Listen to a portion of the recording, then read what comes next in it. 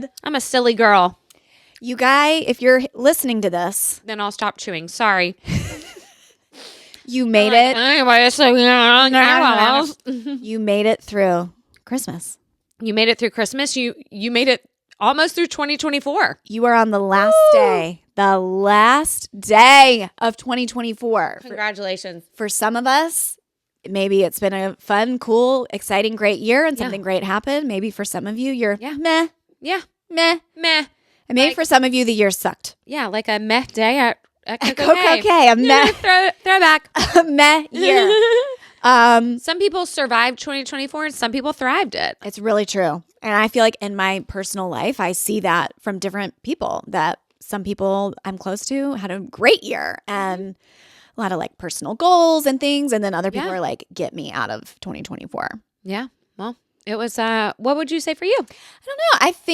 I think it was a good year. I mean, I have the perspective of if I come out of the year and my family and my loved ones are good and healthy and safe, like then it's been a great year. Same. That's the perspective I have with it. Exactly. It's I felt like the exact same way. right?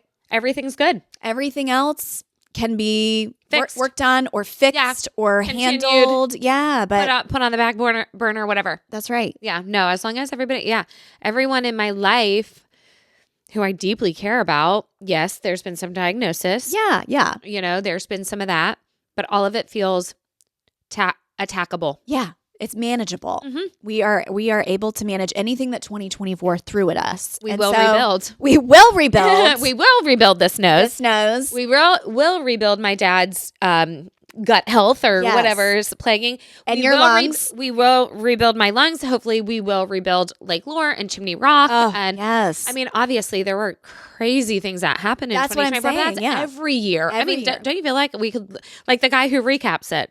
It's like, yes. oh boy, all that happened. Whoa. I can't wait for his recap though. I know. It's coming. He's been coming. teasing us with other things. And I'm Yeah. like, just do the yearly recap. But there's more to do. I mean, there's always something in the news cycle every day. Yes. Well, he did one for the Luigi guy. I did see that. You did see that.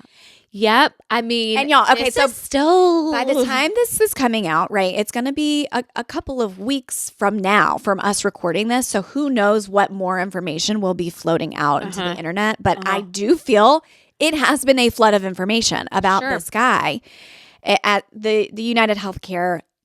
Luigi Mangione, Supposed, alleged shooter. murderer. It is weird. It's Everything's weird.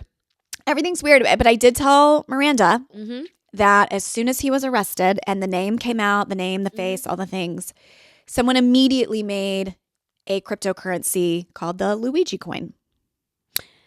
And it's doing better than the ATS one because that just doesn't exist at all. It's crazy. It's crazy. It's crazy. It's crazy. What? We live in strange times. Oh boy.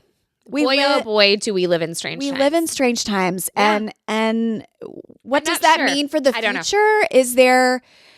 Are there culture wars? Are there class wars? Are there what's the division? Who's in charge actually? I think that's my main question coming out of 2024. Yeah. Who's pulling the strings? We say the elite, but who is that? Who is the grand marionette? Yeah. Like, who is doing all of the strings?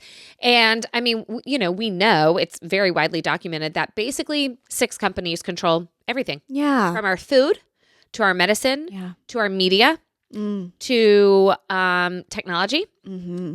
And we all think that we have some sort of voice here. No.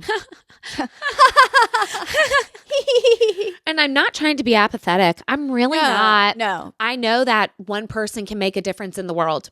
I know that. Well, I think But that's I'm what afraid that they're all at the top. I think that's what Luigi was trying to do. Yeah, he was think vigilante justicing and flew a little too close to the sun. I think so. I think- think maybe some mental Yeah. things might come out about him. I'm I not think sure. they already are. Yeah. Yeah, from Some- a back injury. And people are Yeah. saying, oh, he couldn't have sex. And it drove him to, the amount of stuff number one, the amount of stuff coming out about this man is shocking. It's shocking. But I mean, I guess since he's alive, because people are comparing it to Trump's assassin. That's right. And we still have one middle school picture of this guy. We know nothing. Yeah. But were people digging as much because he's dead. He's dead. Like, what are we uncovering and why? And Yeah. what what's the end goal there? Right. All right, he's dead. He's dead. All right. Nothing and to do. Justice has been served. Yeah. We think. We don't know. We don't know. But this guy, it's like, well, he's still alive. Still alive. And he was on the hunt. And so then people were trying to. He's going to stand trial. Like, this is going to play out. It's going to be very shocking. And so we have these journalists really who now are just on social media doing the digging, and they are finding things and revealing things about his family's companies and what his motive might have been. And look at this thing that I found on his MySpace page from 10 years ago. And I think that people were doing that because he was still alive and he was still on the run. So it's like, well, all this information could maybe put these puzzle pieces together to try to find whoever this person is. And so that digging for those 3, 4, 5 days, I can't remember how long it was because what is time, right? Is I think a big catalyst for that. And so I understand that. But like, do we need to watch him cliff jumping? Like, I don't know that every bit of this information is now pertinent. Like, he was vegan and he was like, people are treating this like, okay. I am certain that he is going to have many fans whether he's in the Idaho State Penitentiary or we don't know where he's going. He will be somewhere, and he will be given many, many care packages and love because people are obsessed with him. They sure will. And again, some people still find this, and we talked about it on Patreon, and I'm not saying that I'm not agreeing with this, but some people are like, he did the right thing. Yeah. Like this was good of him to do. And so there's enough people who are very into that concept. Yes. There's a lot of pro Luigi people. Y'all need to be ready because when the trial comes, like they are going to be out with the with the picket signs and with the Luigi beans. Wait, do we re-release that reel? We might need to say in honor of in honor of Luigi, just in talking about Luigi. Yeah, here's a Super Mario reel. We should re-release that. Put it on the stories. We need the views, y'all. I posted a reel the other day, and I posted it and then went about my day. Yeah, and then. Maybe an hour later, I was on my own personal page and I was like, nothing's refreshing. I can't see anything. I think I know I posted some stories to @, but they're not showing. And I just realized in my head, I thought, I bet Instagram's down. Sure is. But again, just went about my day. Didn't care. Well, I finally look at that reel. 7 hours later, there's 9 views. 9 views on the reel. So what does everybody do? Of course, we run over to Twitter and we type in, is Instagram down? And sure enough, Instagram was down for like 2 hours the other day. Instagram was down for a couple of hours. All the more reason to remind yourselves that you don't own this app. That's right. They own you. Yep. You do not own them. And if the majority of your business is made there, then you need to have another stream. That's right. Because it could go down and be gone tomorrow, a la Vine, a la MySpace, a la AOL. I don't know. Just be mindful of that. And Cutesy. And Demure. So guys, today we are going to do a little bit of a different format. It's the last day of the year. Yeah. And we have had a handful of people. Okay. Leave us voice memos on our hotline. And we've never gotten to that. That's right. Heyo. I have wanted to get to these. I've had them ready to go, but we just talk so much because we do have all that to say. Thank you. That it's hard. And I said, you know what? For this last episode of 2024, let's reach out to the podcasts for our inspiration today, for today's episode, and see what they have to say. Let's hear it. I can't wait to hear what people have been saying to us. I know. Let's do it. Hey girls, it's Elizabeth Barrick, La Cosi Casita. Cilantro. Kindergarten teacher of 14 years and now ML teacher, English as a second language to kindergarten, first, second, third, and fourth graders. I was so glad to hear your thoughts on this kindergarten teacher and what it's like to be a teacher because y'all were dead on. First of all, I was not surprised at all by the number of times this teacher heard her name. It was 600 620. Was not surprised at all. In fact, I would like to do that and see how many times my name is called, especially when I have kindergartners. So you were right. I'm definitely overstimulated when we get home because you're just sick of hearing your own name being called and you're sick of hearing your own voice. So these are some techniques that I use in the classroom that really help to minimize the amount of shouting out that goes on. And for me, sometimes sarcasm is the best thing. So a teachable moment. Our school rules was to raise your hand and wait for permission to speak. So anytime the kids would shout out, all I would say is, raise your hand and wait for permission to speak. And if they continued, I would say, raise your hand and wait for permission to speak. In fact, one kid was like, she's just going to keep saying that. Just go back to your seat and raise your hand and wait for permission to speak. Or I would say, I'm so sorry, you're shouting out, and just wait for them to raise their hand. So I never acknowledge, unless it's an emergency, if they shout out, because when I acknowledge it, then that kind of gets rid of that rule of raising your hand. Right. So you can definitely tell the families who do allow their kids to interrupt, because those are the kids always interrupting all the time. So thanks for bringing this to people's attention, because you were so right. Y'all are the best. Keep it up.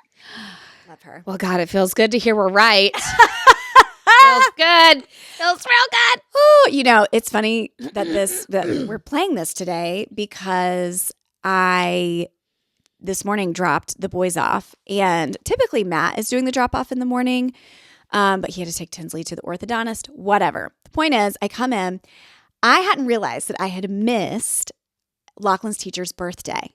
Okay. And again, as we've talked about, it would be really nice if one teacher would just take the lead on that and gather the money at the beginning of the year. Yes. That was not the case. Please, parent, just I had 4,000 emails that I needed to go through, and I was going through them earlier this week, and I realized her birthday was the end of November. And so the room mom had said, hey, we're going to celebrate her birthday this day. If that's the day you want to bring in gifts, we're going to do cupcakes, yada, yada. I mean, I totally just completely missed it. Yeah.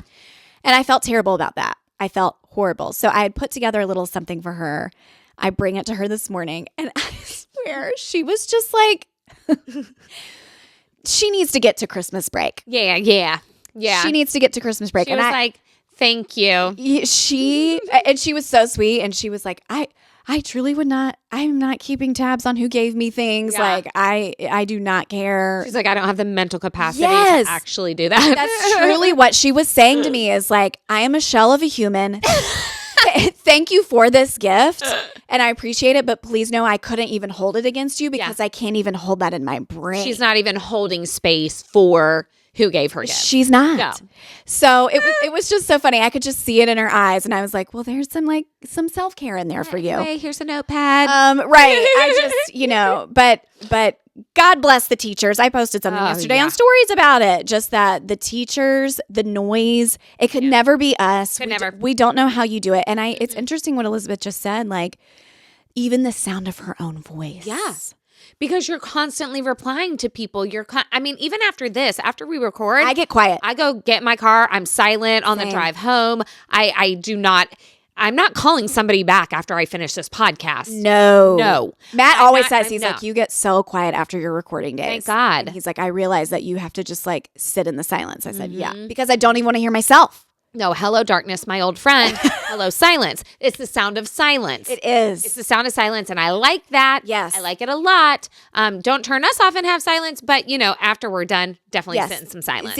Sit in that. Whole space. Thank you, teachers, for everything that you do. I hope that y'all are enjoying your holiday break right now. They're on break right now. Yes, y'all are on break. Maybe you're trying to catch up on ats, and we just want to say thank you so much for all that you do. Yes, we understand how selfless of a job it is. How much you pour into these kids, oftentimes with very little in return. That you are dealing with a mental crisis of children, depending on the age. And what they're being taught at home. And then bringing into the classroom, and how you're having to undo a lot of that, or course correct some of that. The stuff that you have to hear that kids just purge naturally, that you have to hear is a lot for you to carry as well. And on top of that, you have all these benchmarks and all these testing, things that you're supposed to meet, and that this is somehow a reflection of how you are as a teacher or not. And you're spending your own money to buy supplies and all the things. Yes. Just know that it is recognized, it is noticed, it is appreciated by us, and that we love y'all. Yes, in the whole ads community. Yes. I feel like we have good podcasts who get it and who are raising their kids right. Yes. Right? Okay. Y'all, it comes down to us. Just the better that your kids are at home and instilling those values, they will walk into the classroom and do that naturally with their teachers. Don't let your kid be that kid. Don't let them be that kid. Don't let them interrupt you. Because you know what? All these years later, I remember those kids. Oh yeah. Like I know the kids. Of course. They've always been there. Like I hope that Peter got the kinks worked out, because I can think of how hard he made some teachers' lives. Mm-hmm. And I had just shared about how Sister Barbara Worley thought I talked all the time, and how I was the villain in that classroom, but I can assure you I wasn't to the other students. No. And I wasn't even... You were the villain in her story. You're just the villain in her story. Okay. And there was always a student who was, and she was horrible. Like the things that she did and said and called people out and embarrassed them in front of the whole class. It wasn't just me. There were other ones. They are still in my life. And so I'm not going to say their names, but it was really, really bad. It was bad. But my parents went in and they did defend me. I love that. And deny and depose. Whatever it takes. Whatever it takes. All right, next. Let's hear it. Okay. I got a little wow award, and it feels very petty, and I'm totally fine if we're fine with that. Somebody else relates and you decide not to share this. We love petty. I've noticed lately with meal trains that people have started putting in a lot of like requests, quote unquote, which really feel a little bit more like demands. Things like gluten and dairy free, no food dyes, only healthy protein forward meals, please. And as someone who has really been so grateful for other people's generosity and charity in making me meals when I really needed it, like when I had a baby or when I was in the hospital or sick or something, I just feel like this is a big problem, and we need to put it out there that like the etiquette for a meal train is, unless you have a life-threatening allergy, like someone will go into anaphylactic shock if they have an ingredient, you should not try to control what people bring you. You should just be grateful for their charity and accept it.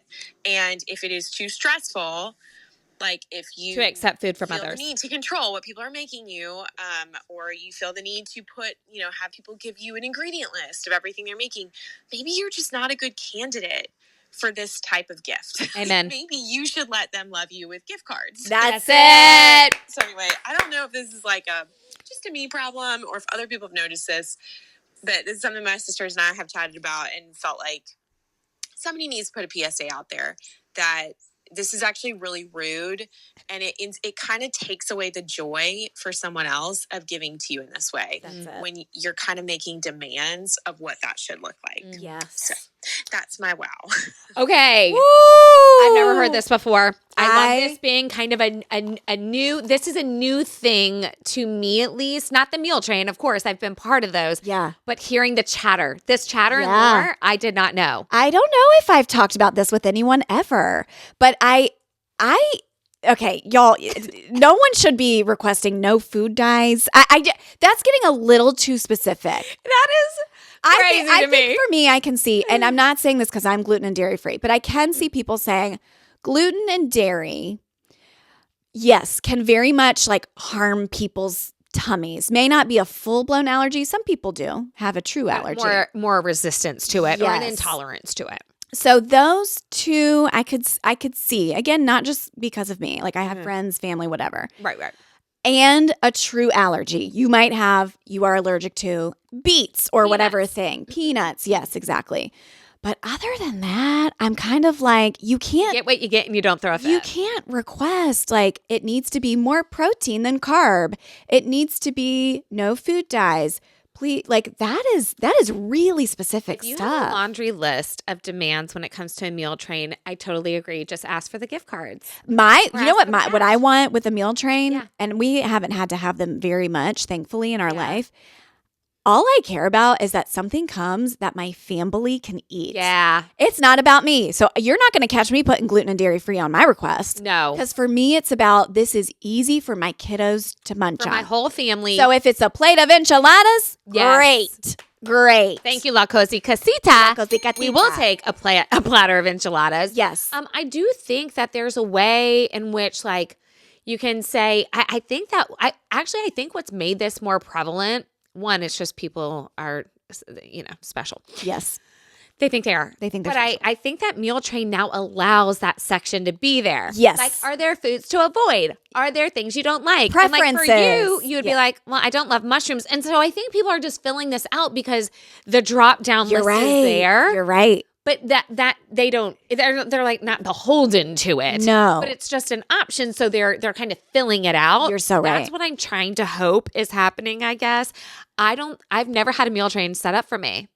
Really? No, even when I had my appendix removed, I think people just brought stuff. Yeah, I think people just, I remember I brought you something when I came and got the girls. Yes. I was like, here's a pot pie from Harris Teeter. But but there was no like official meal train. There was nothing set up or anything like that. Would you write anything on yours? God, no. No, I'm just so happy for people to cook for. People don't cook for me. Yeah, That's why I love that. I mean, that's why a big part of like my dad's and my relationship is cooking together. And he knows that he cooks well. And so if he cooks for me, I'm just delighted. Yes. And so my mom will walk over food and be like, here, we made enough soup for you to have some. Thank you so much. That turkey soup has literally sustained me for almost 2 weeks. Aww. Like things like that. I love it. I love that people do it. They very rarely do. Yeah. But I really do love it. So I would just be like, thank God. No, any food. Great. Perfect. I don't have to think about that. That's one less decision I have to make. Thank you. I think what she said at the end is so spot on that it takes the joy out of giving the meal. If there are 5, 6, 7 requirements and if you're the person bringing that meal, it feels stressful because you're like, They're probably setting me up for am I being set up for failure? I'm being set up, and this is going to have to pass the test with Betsy and her family. And do they like it? And did it taste good? See Red Dye 40 in there because I couldn't find the beet alternative to the red velvet. It's going to require her to go to Whole Foods. It's going to require her to go to Whole Foods. Oh boy! And spend 7 times the already heightened grocery amount anywhere else. I think the gift card. I think the food gift card. If something's very particular for you, if you are a very particular food person, you only eat organic and you only eat Whole Foods and you only eat raw or you only eat vegan or whatever, I think that cash, gift cards, Venmos, things like that are probably more the way to go than saying a meal train. And I think that just is self-awareness, right? Yes. It takes some self-awareness to say, I would love for people to cook for me, but I feel like I am making this list so tight of what they could please me with that I'm setting both of us up for failure. Yes. And the person included. It's true. You're setting yourself up for failure and your friend who wants to help and delight you in some way. But like, daggum, they can't even bring the Harris Teeter chicken pot pie. Yeah, no, I don't like that. Now I can see the side of somebody being like, well, I'm trying to get well. Like something is obviously wrong with me enough that I am having to even enact a meal train. Okay, so did I just have surgery? And is my surgeon saying you don't need to eat acidic foods? Well, yeah. I that can makes see sense. some of that. Or it's a new mama and she is breastfeeding. And so her baby maybe has developed a milk intolerance. That's right. And so now I can't eat dairy or now I can't eat this. But a solution to that would be, hey, if there's dairy, put it on the side. Maybe that's like a cheese topping, a sour cream. Yeah. Dairy on the side, please. Yeah. There's just a way to go about this that isn't just so demanding. I mean, her saying, what was the exact wording? Like a protein forward meal. A protein forward meal. No. You don't get to say that. No, I'm actually not signing up for that. And I love a protein forward meal. Yeah, of course we do. I would never say that on a meal train. Like, it actually feels like it is giving a little like pick me, try hard, where it's like they're trying to prove, the person that wants the meals is trying to prove how healthy and great they are. My glass is higher. I'm healthier. I'm not doing seed oils. No red dye. My glass is higher. I am superior. I have figured it all out. And you peons who are going to cook for me need to see how like I'm nailing this. Yeah, that's exactly what it is. Don't do that. Don't be that person. Don't be that person. You can put a little request here and there. I think 1 or 2 things is fine. Maybe your entire family doesn't like mushrooms. My family doesn't eat mushrooms. And I've told y'all this because I don't. Yeah, so you don't cook with them. So because I don't, they never do. Yeah. They don't even know what one tastes like. Maybe they do like it. They just don't know. But yeah, I just think these very specific. This is a very specific, very petty, right up our alley. Thank you. We love it. We love petty. Love to hear it. Love to see it. Love to eat it. And we love mess. Hi, ladies. long-time listener, first-time caller. I was just listening to your Wow Awards, and I had to call in to share about my pit in my stomach moment when I caused harm to my vehicle. You don't know what happens sometimes. I was slowly pulling into a parking lot the morning of my mammogram. No one in the parking lot, not very many cars in the parking lot. And I don't know what happened. I all of a sudden found myself in a tree. I went up and over the curb and hit a tree with the front bumper of my car. So imagine that pit in your stomach. I was fine. My husband was very supportive, came over, switched the cars with me. But man, I felt so embarrassed. I really don't even know how it happened. Did I slam on the gas instead of the brake? I don't know how I would have been slamming or why I would have been slamming on my gas or my brake. But I went up and over a curb and hit the tree. And when I got it to the repair shop, they keep telling me that it has extensive damage. Of course they do. That just feels great. That not only did I hit the tree, I have extensive damage to my vehicle. How's the tree? My family has been very supportive. My teenage kids keep saying it was an accident. As long as you're safe, that's the thing that's important. I said, Mama. Which I think they also think it's better that it wasn't them and it was Mom. Yeah, that's it. I just wanted to agree with you that wow is that feeling of, oh my gosh, I just did something. I don't even know how I did it, why I did it. So I'm right there with you with that wow award. Thank you for letting me share. It's shameful. It's so embarrassing and shameful when you run. It's like if it's another vehicle, you can almost be like, okay, well, they did something that confused me or they went around me too fast or whatever. But just to do it to yourself, to run your car into a freaking curb or a tree or another parked vehicle, you're like, I'm better than this. It's the worst. It's so embarrassing. So I think on receipts, I do need to share the huge dent that's in my car. Yeah. And y'all, this huge dent we have had in our car for, I would say, at least a year, maybe more. Yeah, okay? For sure. And we just don't want to fix it because we feel that we're going to fix it and then someone's going to slam into us or something's going to happen and that part will get damaged again. And then there's something superstitious about it for us, both Matt and me. Like we both are like, do not fix the car. So I will post that for y'all so you can see how I've been riding around in my life. I mean, my poor kids, I'm sure, are just like, we're in this hoopty Tahoe. But let me tell y'all the story of this dent because I don't think I have fully shared. So both, the dent came in two parts. Okay. First part was these kind of, the big yellow pillars that will be in a parking lot to guard an area. Yes. Okay. Well, my backup camera, because I couldn't see it in the mirror because they're short, but my backup camera wasn't detecting it either. So I was turning out of the animal food store, shocker, getting animal food. For all the critters. And just crunch.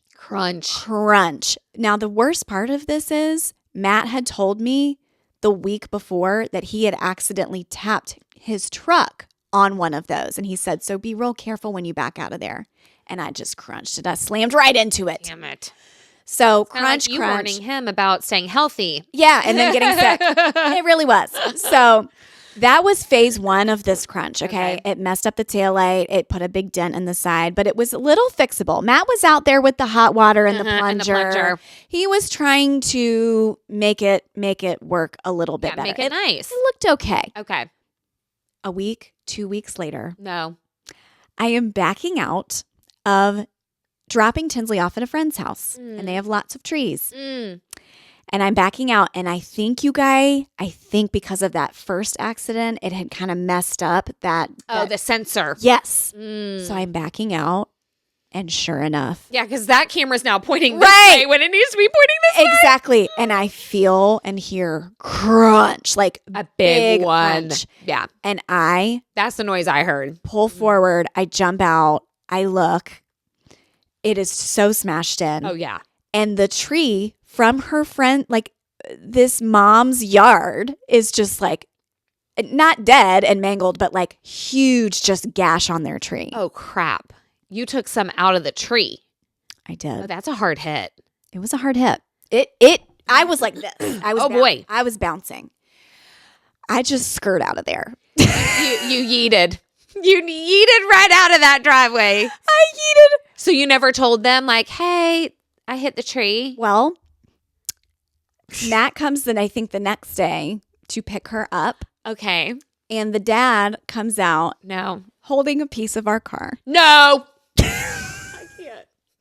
And he says, no, I can't. Says, I think your wife might have hit our tree. And I didn't know if you needed this piece or not. Oh my God, So, Kristen. Oh my God. Find me a hole. I want to crawl in it. Yeah, I don't know if she wants this piece back. I can't.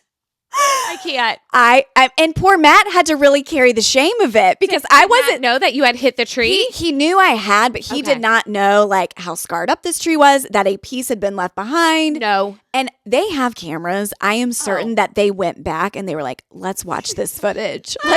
Let's watch Mrs. Timmerman just be an absolute fool. Yes. And they watched me pull forward and they watched me get out and probably go like this. What now? All the reactions. Me just like hitting myself. And then jump in my car and speed out of there. Oh speed out of their cul-de-sac, run away in a cloud of dust. I was so ashamed when Matt brought this home and was like, Kristen, here. He handed me this. You left a piece of our car in their driveway. They knew you hit their tree. And he did look, and it was like so mangled. It was so, I hope that tree lives. Like it could be dead. I should do a drive-by and see if they took it down. Oh my gosh, that's an Atz field trip if I've ever heard of one. I think we should go We're gonna go look at the tree. And we'll do just like a secret spy. Okay. How close is it to Waverly? Because we got to go there next week. It's not close.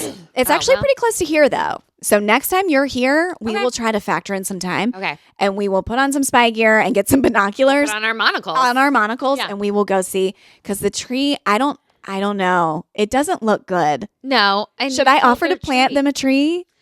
No. It's been a year. I think that they could come to you and ask. They already know. They have the footage. They know it was me. If me. they want to bring you to small claims court, go right ahead. But I want to say to this woman who called in, thank you so much for calling in and telling us we carry your shame with you. You are not carrying it alone. And we are holding space. Oh. We are holding space for your bumper. Absolutely. Okay? What I will say is this. I think what it was is you were going in for a mammogram. Yes, her mind. Your mind was just thinking about whatever that is. We've already said here on this here podcast, mammograms are not painful. They are not what they have been hyped up to be. Do not dread them. Go in, get the tatas checked, come back out hopefully with a clean bill of health, and you will feel really good, okay? Because you know that now looming thing isn't over you anymore, and you'll realize that it's really not bad, and you'll actually, not dare I say look forward to the next one, but that existential dread won't be there. Yes. Okay? So just know that, ladies, for the mammograms. Yes. But I think if this was your first one, or even if it's a subsequent one, you just never know. Yeah. So you can go into it with a little bit of just like, pit in your stomach. You're distracted. Yes. Your brain is distracted. Yes. So I'm guessing when you pulled it, you know what? I would dare to say if we had the bell curve, if we had the chart, that I would say a lot of accidents actually happen in doctors' office parking lots because you're distracted, you're worried, your mind is somewhere else but driving. I would say it's greatly reduced to a grocery store parking lot or, whatever, like a sporting event, whatever, something that you're going to enjoy. I don't think that you're as distracted. I don't think that your mind is in another place. And I would guarantee you doctors' offices have more hits on trees and parked cars. We have evidence of this. Remember the woman that hit Bella? Where was she coming from? A hospital.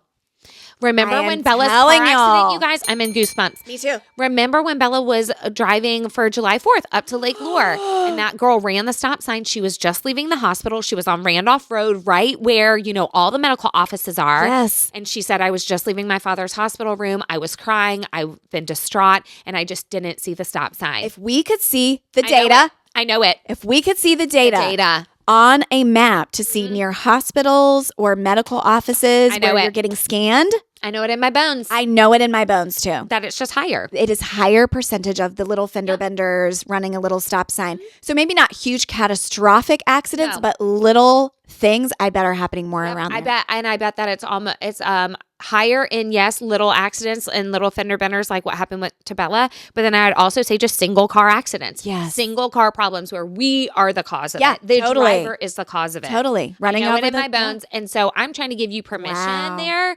At the end of the day, you are going to do the right thing. Yeah. You're going to a mammogram. Yeah. And that's really important. And so just like your family said, you're healthy. Hopefully you got a clean bill of health. Your car can be fixed. We're all Gucci. And I'm telling you, I think kids do love it when we make mistakes. Absolutely. Show them you're human, your humanity and how you get out of it. All right. We've got a very special guest. On this voice note. I love that. Hey girls, Farmer Nicole here in Iowa. Nicole! No reward for you. Let's talk about one-sided social media beefs. As in, it has nothing to do with me, but then randos just like want to block or act like I've done something when I'm too busy milking cows and raising feral children to give a single swear word about people I don't even know. Yeah. But other people just want to have this beef with me. Yeah, because people are bored. What? The what? No, I can't. Like, somebody will send me a post and I'll be like, oh, I can't see it. Why can't I see it? Oh, because they blocked me? Why? Why? Why are we doing this? I never interact with people. I have never, and I will take this to my grave, I have never slid into somebody's inbox and told them how I feel about anything that they've said. Nor have I said it to them in person or on a comment or anything like that. You do you, boo-boo. But my presence offends enough people, I guess, just existing. Mm-hmm. Anyways, worst of the worst are people like that. Hey, girls. I miss Nicole. Oh my gosh, I miss Nicole. No, she said it at the end. It's her presence alone. It's her presence alone. And so if that is because Nicole is living her farm life. Yep. And she is a more just free-range mama, raising her kids that way. Mm-hmm. Maybe she has more conservative values because of that lifestyle or whatever reason. Because of her lived experience. Because of her lived experience, as we've told you all. It's almost like she can have her own lived experience. Yeah. That it's so offensive to someone else that they just go ahead and block her. Like, what? And she's not even interacting with you in any sort of way? Yeah. That's wild. And it actually makes you wonder how many people have blocked me, have blocked you, and we don't even know it. I don't know. You know what I mean? I don't know it. I don't have, like I've said many times before, I would never get the app that would show me that. There are apps that will show you, right? Unfollows and who unfollowed, and you can see the exact post that you posted, and then 2 seconds later that they unfollowed and said, oh, okay, well, they didn't agree with that. I will never download those apps. That is none of my business. Ignorance is bliss. I do not care. Ignorance is bliss. Yeah. And so you can do that. It will show you blocks too, but the only time we've seen that is with the Pop Apologists. When we had left a comment that was getting a lot of likes on the Pop Apologist apology, in quotes, apology post. Sure, girls. We had something that was great, and a lot of people were liking it, and then they came to our page and blocked us. And we found out when Brian Binney was at the Jurassic Park show. Yep. That's where that was. Oh, my God. All things lead back to Bravo. Always. All roads go back. What I can say about this is several people have said, I didn't know that that's how it worked actually, because people will send me things from someone else's stories and I will say like unavailable. Yeah. Or content can't be shown. And I just always thought it's because like it expired. That's what I thought too. I thought it had expired. But is it maybe because they've blocked me? Maybe. Huh.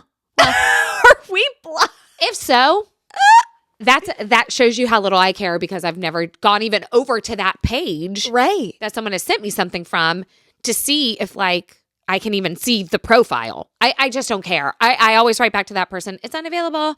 I just thought don't care. I thought it was expired. But I don't care. Nicole, you're keeping the right perspective, which is like you are just staying in your lane. Yeah. And you remain unbothered. That is what we do. We remain unbothered. I love how unbothered Nicole is. Oh, that's a huge reason why I follow her. Same. It's inspirational to watch how unbothered she is by people. Yes. And still is going to completely post what she wants to post, share what she wants to share, doesn't care how it affects her business. Like, I love that. I love it too. It's so freeing. And we all need to take that into 2025 is to be unbothered. Who cares? Yeah. Who cares if someone's not your type of person? Who cares if someone doesn't even like you? If you just unfollow their page or unfollow them, like to go to the step of blocking, it's like, but if you're not showing up, if you unfollow her and she's not your friend on Instagram, you're not going to see her stuff anyway. I don't think Nicole is in the like virality category where you can't get away from her. She's not Pookie and Jet. It's like if those two people disgust you and you want to block them because they are showing up on every algorithm, that's one thing. I don't think Nicole is doing that. No shade to you, Nicole. Neither am I. Yeah. But I'm just like, why to go all the way to blocking them? What interesting. The psyche. It could be studied. It could be studied. It could be studied. Absolutely. But I think that there's just a certain group of people who are very easily offended and think that when someone says something on their own personal story that they disagree with, they take it personally. Yeah. And again, that is you centering yourself in someone else's story. That's I implore you going into 2025. Yes. You can stop doing that. It will make you much happier and much more peaceful if you realize that people are just sharing what's in their life and what's important to them and something that they find useful on their stories because it's theirs. Yeah. And then you get to decide if you ingest it or not, or if you take with it some little nugget into your life, but you certainly don't need to insert yourself as if you are them and walk a mile in their shoes and then decide that it doesn't work for you. No. Then don't let it work for you. That's fine. Like, it's not your life. It's not your life. If I say I really like apples, it doesn't mean I hate oranges. That's it. You got to calm down. You got to calm down. Stop looking to be pissed. But that's what it is. People are looking to be outraged. People are looking to be mad. People are looking for a fight. They almost want the fight. They almost want Nicole to do something about this, to put it on her stories and to like stir the pot a little bit. It's like, I think need your life to be more fulfilling. That's what it is. Than to have a parasocial relationship with someone you don't even know. Yeah. People are just bored though. That's what it's called, y'all. It's called a parasocial relationship. When you have overstepped the humanity bounds, that you think something on social media has more to do with you than it does. And I'm not saying that you can't form genuine friendships on social media. I have people for sure, who are incredibly kind to me and they slide into my DMs and we've never met in real life. And I would consider that I care about them. Yes. I care about them. But a parasocial relationship completely blurs the lines of that. And you start to believe that this is bigger than it is and that this person either has an opportunity to deeply hurt you or offend you in the same way that they probably don't have a deep way to please you. Yes. And I think that it's okay to just call it what it is. Call it what it is. And if I were to disappear off social media tomorrow, those lives go on. They do. They go on. Yeah. Yeah, you might miss something. Maybe I made you giggle here or there. You miss seeing what Bella and Lily are up to, or the road trip that maybe they're going on. I feel about Love Taza, the Naomi girl that left New York and everybody came for her. She comes to my mind. I'll be like, I wonder how they are doing, but she did. She totally disappeared from social media. But everyone's lives went on. My life went on. It's just maybe once a year. I'm like, oh yeah, her. I wonder how they're doing. And then that's it. How people think about you. Yeah. When you left, when you shut it all down, people are like, oh my God. But your life goes on. Yeah, that's right. You need to remember that. Your life goes on without this social media relationship or not. It's the truth. Y'all got to let these things go in the new year, please. Take it down a notch. Take it down a notch. And just accept that not everybody's going to like you. I do need more people to do that. Not everyone is going to like you. You are not going to like everybody. I've told y'all this over and over. Sit in that. Hold space for it. Have peace with it. It's okay. There's 8 billion people on earth. There's plenty of people to like and dislike. Let it go. Say, I don't click with this girl. Fine. Great. Move on. Okay. You said holding space, and obviously we've said it 100 times. But we need to just go over a quick synopsis of what happened in that actual interview. Okay. Oh, a quick synopsis, because more things have come out and I need to make sure that our podcasts are downloaded on the 411 because I'm, 43. What's up? Anyway, so what happened is the interviewer is from Out Magazine, which is a queer publication, right? Yes. People coming out on the cover, Out Magazine. Yes. Okay. So she asked this, she just says this comment to Cynthia and Ariana. Now they have had a long press day. You can tell. They're all long press days for them. Yeah. And so she's like, hey, and this was right after the election. Right after the election. Okay. This interviewer says to them, there are a lot of people I've seen online that there are a lot of people who are holding space, especially this week. They're holding space with the lyrics of Defying Gravity. And Cynthia has this visceral reaction. Yes. Very emotional reaction. And obviously, I think what Cynthia thinks she is kind of alluding at is there are a lot of people who are very upset that Trump has been reelected. Yeah. And they are holding space for the lyrics of, I'm going to fix this, or I'm going to free myself from this, or I'm going to right this wrong. I'm going to defy. Yeah. I mean, defy in and of itself as a word. Yeah. Yes. And so Cynthia's kind of like, oh my God, I didn't know that they were doing that. Yeah. And then Ariana, if you watch Ariana's face, I've called it from the very beginning. She kind of giggles because she doesn't actually know what's being said. Yes. And so she kind of giggles. But when she notices Cynthia having this reaction, then that's when Ariana grabs the finger, specifically the very long nail, and just kind of rubs it and taps it. And it's like a whole thing that's happening. Okay. Like she's giving her ASMR essentially to calm down her nervous system. And so that's all happening. And Cynthia's like, I didn't know that was happening. And so then the queer media girl, I can't remember her name, the Out Magazine girl, specifically says, well, yes, I've seen several posts about it. And, but maybe that's just because I'm in queer media. And so I'm seeing a little bit more of that. And so Cynthia's just like, oh my gosh. And Ariana's still just nodding and everything's happening. It's very hyper emotional. It's crazy. And Cynthia's like, craziest. She looks at Ariana and she says, that's what I wanted. That's what I wanted. What I wanted. I mean, I just wanted these lyrics to and so, and that's all the clip that we get. Now there was more before and there was more after, but since this has all come out and become so memeable and everything. So the Out Magazine girl has now come out and said, I made that up. I made it up. And I actually didn't see any posts about it. I had one text conversation with one friend who said like, gosh, the lyrics of Defying Gravity really means something to me this week now. Yes. It was one conversation with one friend. But text. But she said it just kind of came out. And then once Cynthia had the reaction, it kind of grew and snowballed into this whole thing. And so she's lying now. So the reporter is lying. She started off with a lie. Now she's having to make the lie bigger and seem more like impactful because queer media and and the rights. And so Cynthia's having this reaction. And so this the Out Magazine girl has to come out and kind of be like, okay, I made it up. Yeah. That isn't what it was supposed to be. I don't know why it's gotten so big now. Well, then Cynthia and Ariana are now interviewed and they have both admitted that they had no clue what was happening. They didn't know what was even going on in that moment. They didn't know what's going on. Ariana's like, I didn't even understand the question or the comment about the holding space, especially this week. Yeah. I didn't even understand the comment. Then when I saw Cynthia start to have this reaction, I was like, oh God, I know it must be something big if Cynthia's reacting this way. So I now just want to show up for her and be a friend and tap her finger. And then Cynthia has now come out in an interview and been like, I didn't know what she was saying either.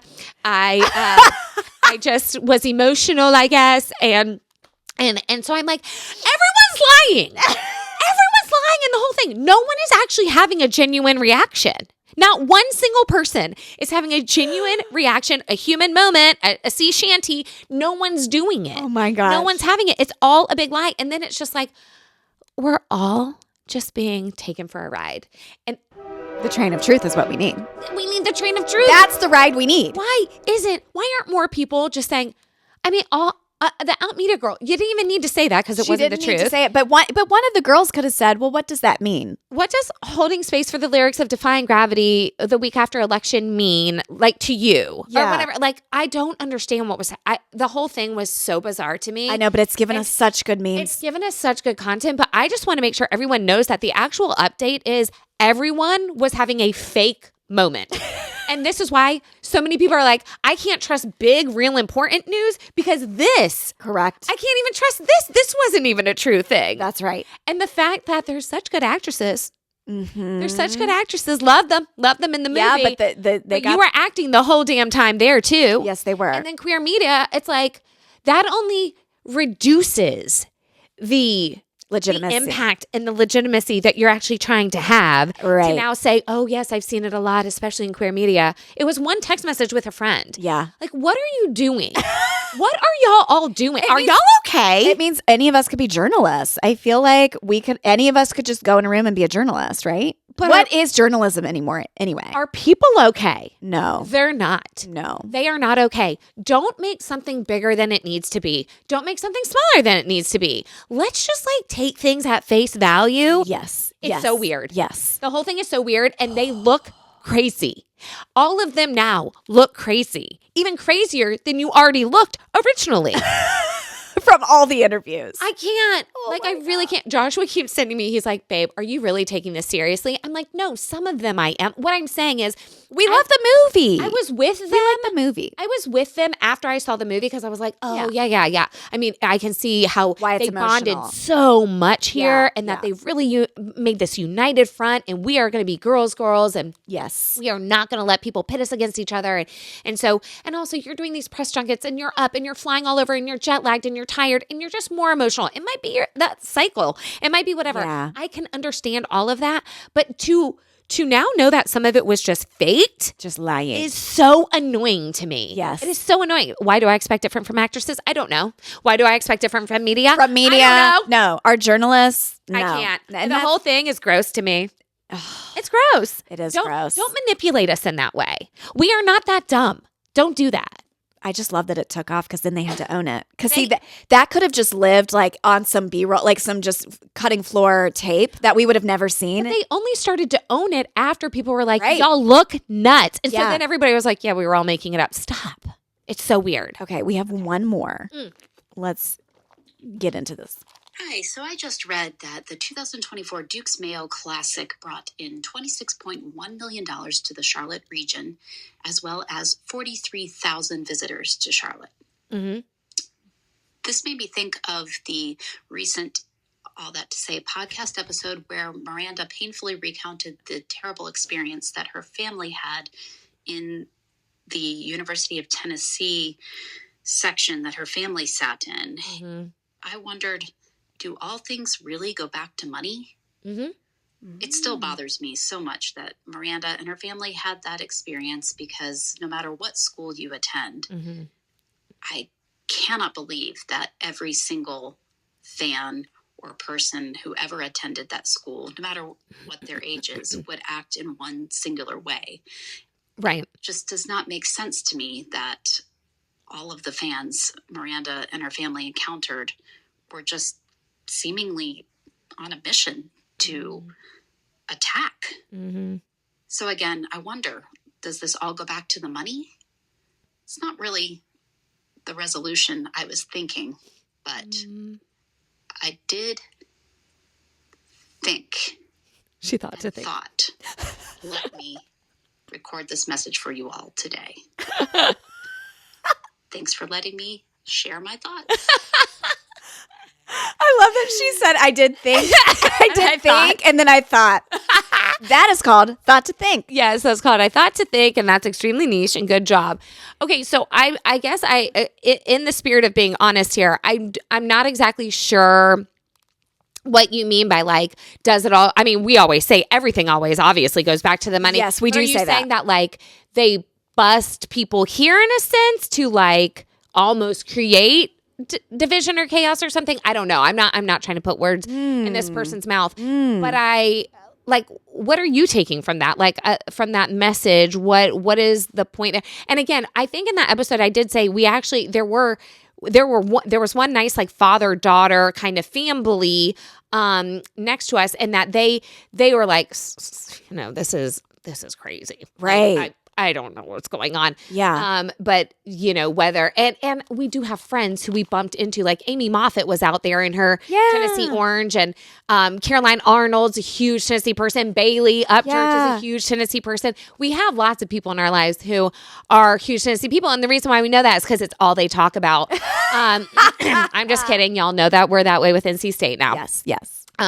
But it was more the fact that they were the ones who were interacting were so full of vitriol, like the FUs to the kids. And again, we had nothing to cheer about. So it's not like we were in their faces. It's not like we were like, ha, ha, ha. There was no trash talking going back and forth because there was nothing to say on our end. Yeah. So I'm sitting here trying to think, is she saying that the city of Charlotte is willing to allow fans like this because it brought in a certain amount of money, and so as long as the money's there, you can act ratchet and be trash? Like, is that what she's saying? I don't know. Maybe that's the angle. I guess I don't quite understand the connection, but obviously everything always goes back to money. I mean, that's just a given. Yeah. But yeah, I do know that they had a ton of fans here, but of course that's because Bank of America holds 70,000-80,000. And I think that they split half and half kind of. Yeah. And we just happened to buy in the incorrect and wrong section. And that was our fate. But there are bad fans everywhere. Oh, yeah. There are bad state fans. Yes. We were at the state Western game, and my parents came with us, and it was at state. But they were being hosted by Western because they know the coach. Okay. So they were in the Western section. And of course, there were state fans who were berating them. You know what I'm saying? Yeah. Like, Yeah. Or like kind of crap talking the players or whatever. And like, that's where like the players and coaches and wives and all that section was. Yes. And so I'm sure that I know. You know. It's not even I think. No, I know. I know that there are bad fans everywhere and in every sporting kind of group and crew. To me, what was surprising is after that episode, the amount of people who came into Miranda DMs and At's DMs saying they were the worst fans we've ever encountered. Right. Wasn't just my experience. It was not a one-off with you. It was this is a problem. And maybe that's what this caller is even saying too, is like, could be. Well, no, then y'all talked about all these people who kind of had that same experience, but it's just wild. And I guess Tennessee is known as being like Southern. Yeah. Proper. Yeah. Dolly. Like Tennessee is not known. Now there are certain, and whether it's right or wrong, or I mean, whether it's accurate or not, it's like, oh, Yankees are rude. Sure. New Yorkers are going to cuss you out. They're going to honk at you, whatever. Yeah. And so I think it kind of, some of that you go into the territory and you're like, yeah, whatever. Philadelphia Eagles, they have a jail underneath their stadium because things get so raucous there that they have to haul people away. And instead of driving them to, the Prism, they have it underneath the stadium is a jail that they just take people to. So I think you go into certain places going, yeah, it's probably going to be a little contentious. Yeah. But to the Duke's Mayo Bowl, I mean, I'm shocked at that number, though. Tennessee, I just don't see, I don't know. 26 million. For the Duke's Mayo Bowl. Like, that's a lot. I'm shocked that bowl brought in that amount of money to Charlotte. Yeah, but if there's an extra 46,000 people. Well, yeah. Hotels, You're food, right. You're right. Uber, Dang. flights, all of that. Yeah, that adds up. And because both of those places are so drivable. Yes. Right? So you can come from Tennessee and Raleigh and be drivable. And so I think a lot more people can show up versus a UCLA coming in here, having to go cross-country flight. That's true. So I mean, it all makes sense. I think that was a one-off. We will never sit in an opposing section. I will very much check that. Yes. That won't be happening again, no matter who we're playing against. Yeah. And it's funny because my parents were like, well, we think we can get tickets in Western for y'all and save you the money. And I was like, nah, I don't think for our daughter's first college home game, we want to sit in the opposing section. No, and especially after what happened. I've now furthered. Yeah, the Mayo Bowl came after that one even. So I'm just happy to. I'll be happy to report back that will never happen again. Oh my future self into 2025 is saying that. Yeah. And that's what this episode is about, is our future selves chasing us. That's right. Taking it back. That's right. Back to the beginning. A couple of weeks ago. Yeah. Well, you guys, I just want to say thank you for these voice memos. Yes. I hope that people listening to these realize how fun it is to call in. Just go to our Instagram page. You will see the link where it says, right? Yeah, link in bio. And it just says, spill the tea, leave us a message. And it's so easy. You don't even have to call a phone number. You just record it on your phone and submit it. It's so easy. Yes. That's what y'all need to do. And there's lots of links in there. So obviously leave us a message, spill the tea, go to our website, Patreon exclusive content, watch on YouTube at Amazon storefront. Kristen did a Patreon where she did her whole face. She did the whole thing on the cruise, and she linked all of those products underneath. So if you guys are looking for anything that she has ever mentioned or mentioned at all, or you look at her face and you're like, I just want to look like her. One, a face transplant will work, but it's never going to be this good. No, it will if you use the right products. If you use the right products and makeup, she can at least get you closer to it. And for that, I say, Happy New Year to us all. But go there and get some of those products, or you can put them on your 2025 wish list. Like maybe this is the year you go in kind of trying some new things. Yes, the year of the skin. But definitely, please leave us messages. Tell us about how your holidays went. Yes. Come in and tell us about your New Year's Wow Awards. Come and tell us what your word is for 2025. You know, we always pick a word. Or two, the arts. The arts. How'd you do on your the arts this year, would you say? Not great. Not great. Did some. Yeah. But I do feel in years past that I've been better about going to shows, going to concerts, going to openings of things. Like, yeah, it just was a busy year. There was a lot going on. That's okay. You can always do the arts next year too. Yeah. Do you hear that? Growling. My stomach. Literally. Is it gurgling or growling? I think it's consuming these crunchy roasted edamame beans that are protein forward, and Thank God. They are a buffalo seasoning. Got these at Reed's. Reed's Fine Foods.